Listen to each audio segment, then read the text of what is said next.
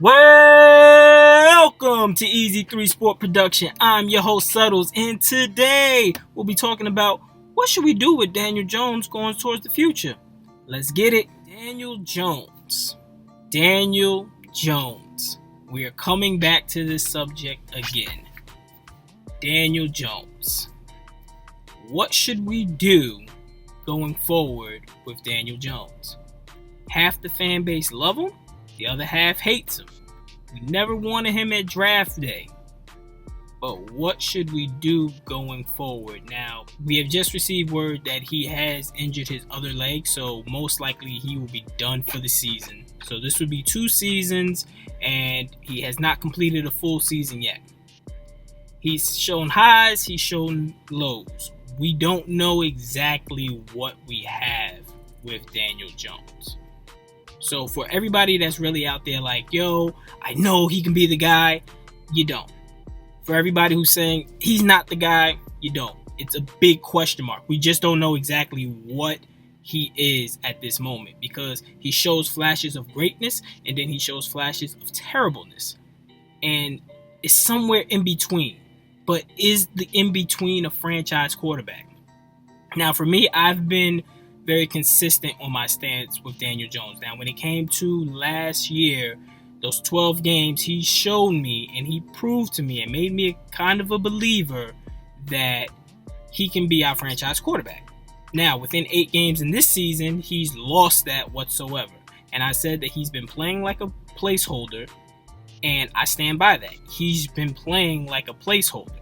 But I'm still rooting for the kid. I want him to be the guy. But right now, he just looks like a guy. He just looks like a very Ryan Tannehill, Blake Bortles type guy who has talent, but is not in the right situation to really be that guy. And people really want to just get rid of him and say start over and everything like that. That's not the case. So I have the solution of what we should do with Danny. So, he's not going to be finishing out this season. This season is a dud. It's over. So, going into the 2021 draft, a lot of people, they're looking at Trey Lance. They're looking at the guy from BYU. Don't worry about the quarterbacks. What we should do is eliminate all the variables. So, if we have a top 10 pick, we should be looking at getting a stud wide receiver. We should be looking at getting Ja'Marr Chase and or one of those wide receivers from Alabama. That's where we should be focusing our attention. Build up the offense for Daniel to see exactly, is he the one to take this team to the next level? So for me, I'm saying if we draft a Ja'Marr Chase, we go on to free agency, and we get an Allen Robinson or a Kenny Galladay or one of those guys, he has the weapons. Now we're talking about the offensive line. They'll be coming back for their second season, which they are progressing throughout the season. So he'll have an offensive line. And then we're talking about Saquon Barkley coming back. Sign Wayne Gallman. So now you got a two-headed monster with the rushing game. So now he has a rushing game. So now just imagine this, Giants Nation. Next season, going in with Kenny Galladay on the outside as our number 1 wide receiver, Darius Slayton as our number 2 wide receiver, Sterling Shepard still in the slot, Austin Mack also in the slot, and coming off the bench and or if you're going to a 4 or 5 wide receiver set, we have Ja'Marr Chase. And then in the backfield, we got Saquon Barkley and we got Wayne Gallman. And our offensive line is breaded together, really getting into the rotation aspect because nobody really rotates offensive linemen like we do anyway. So imagine all of that going into next season, into a second year of Jason Garrett's offense. Danny going into his 3rd year.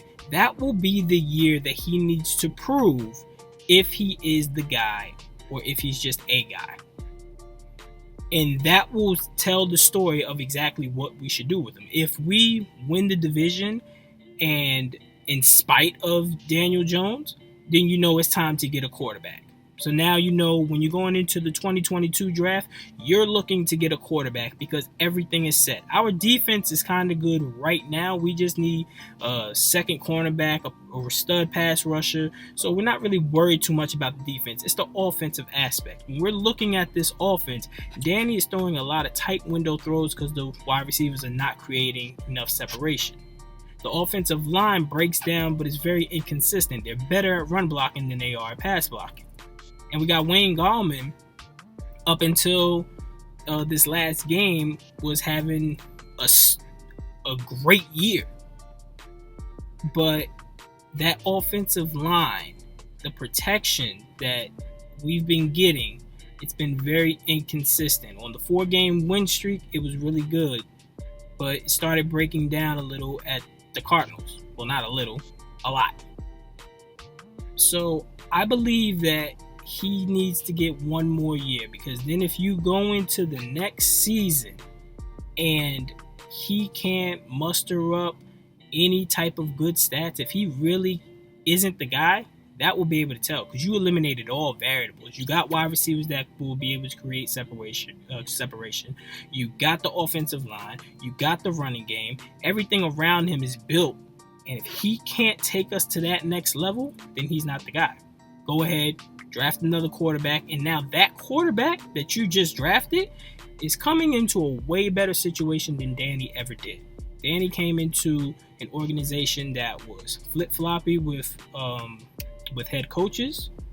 They didn't really know what they had at general manager. They was going through a culture change. He had absolutely no offensive line. Saquon Barkley got injured, so he didn't have no running game. Wide receivers couldn't create separation. He did not come into the best situation. But we have an opportunity for the next quarterback to come into a way better situation and maybe take us to the next level and or maybe the Super Bowl, what all Giants fans really want. So let me know what you think in the comment section. Don't forget to like, subscribe, and also share to help the channel grow. Thanks for watching. Until next time, I'm out.